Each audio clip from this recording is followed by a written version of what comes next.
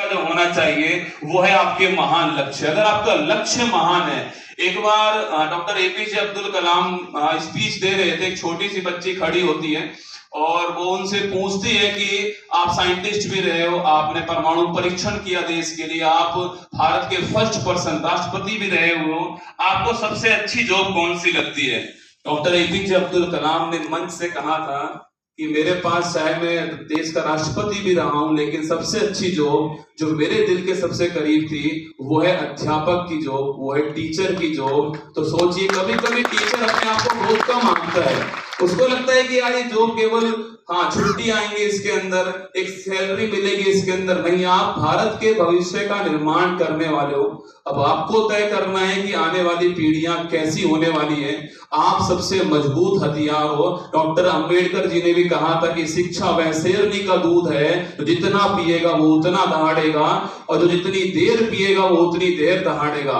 तो आप उस शिक्षा रूपी दूध का फैलाने वाले आप ही होने वाले हो। तो इसलिए मैं आपसे इतना ही कहूंगा कि जो आपने लक्ष्य तय किया है, सबसे पहली कमाल की बात है कि आपने करियर ऑप्शन सुना टीचिंग का, ये अपने आप में काबिले तारीफ है। तो एक बार खुद के लिए आप जोरदार तालियां बजाओ कि आपने एक ऐसा ऑप्शन चुना है जो इस देश को बनाने में बड़ा योगदान होने वाला, उसका वो इस देश के लिए बड़ा जरूरी होने वाला है। और मत हो मायूस, किसी भी वक्त तेरा नाम बन सकता है।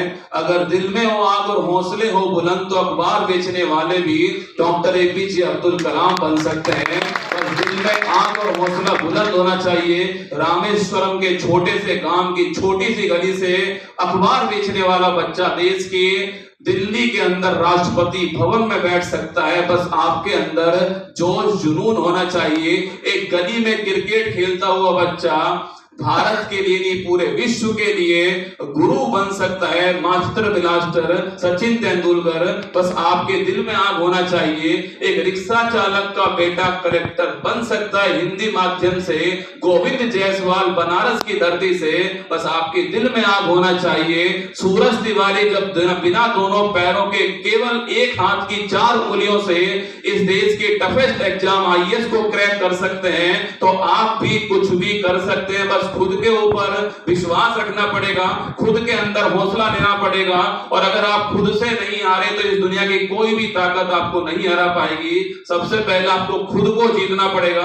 इस सेमिनार का उद्देश्य केवल इतना सा ही है कि हम आपको बता पाएं कि आप विजेता हो, क्योंकि आप ऐसे परिवार से आते हो जहां जिस परिवार ने कभी हार नहीं मानी। आपने जब भी फोन किया होगा अपने घर पर कि मुझे 1000 रुपए चाहिए, आपके घर वालों ने कभी कम नहीं भेजे होंगे। चाहे उन्होंने रात को चटनी से खाना खा लिया होगा, लेकिन आपको हमेशा दाल खिलाई होगी शाम को।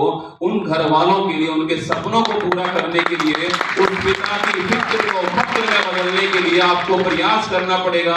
मैं कितनी भी मेहनत कर लूं, मैं प्रयागराज आकर पढ़ा लूं, रोहित सर प्रयागराज आकर पढ़ा लें, लेकिन अगर तुम नहीं पढ़ोगे, अगर तुम सेल्फ स्टडी नहीं करोगे, तो मैं तो क्या, भगवान श्री कृष्ण भी अगर आ जाएंगे तो भी आपको सफल नहीं करा पाएंगे।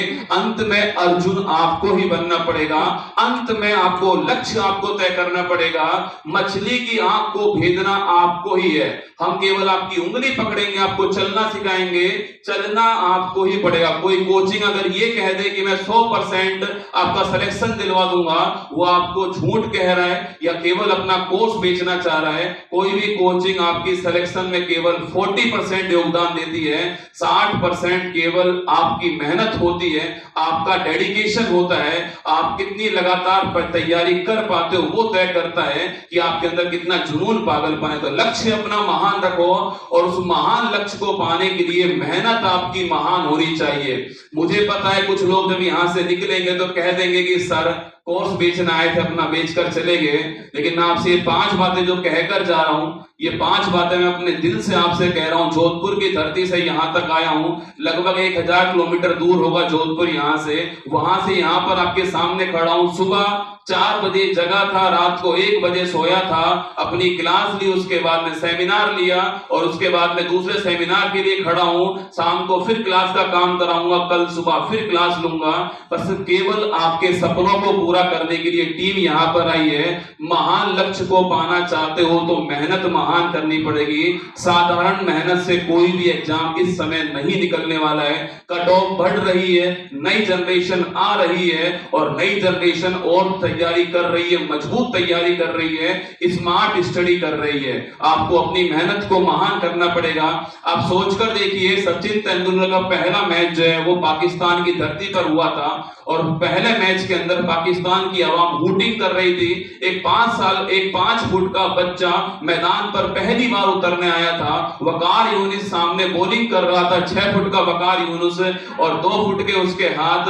आप कमान देखिए, 8 फुट की ऊंचाई से 150 किलोमीटर पर आवर की स्पीड से बॉल आती है। पहली बॉल पर ही सचिन साहब के नाक पर चोट लगती है और खून बहने लगता है। उनकी टी शर्ट के ऊपर, पिच के ऊपर खून होता है और वो गिर जाते हैं और गिरने के बाद मेडिकल टीम आती है और बोलती है कि आप मत खेलिए, अगर आप चाहते हो अपना करियर बचाना तो मत खेलिए। वहां पर अगर सचिन तेंदुलकर वो जो 3 लाइन कहते हैं ना, 3 वर्ड कहते हैं कि मैं खेलूंगा, मैं नहीं जाऊंगा, और वो बंदा खड़ा होता है, बैट उठाता है, वकार यूनिस फिर बॉल करता है और उसी बॉल को, अगली बॉल को एक बाउंड्री के बाहर पहुंचाता है और वो बनता है क्रिकेट का भगवान सचिन तेंदुलकर। विराट कोहली, कुछ लोगों को केवल सिलेक्शन के बाद इंसान दिखता है, सफलता के बाद रोहित सर कैसे, ये मत देखिए। आप लोग सफलता पाने के लिए कितना संघर्ष किया होगा इस बंदे ने, आप उसको देखिए। आज निर्मल गहलोत सर को सफलता के बाद मत देखिए कि 22 साल के वो बाद वो कहां पर खड़े हैं।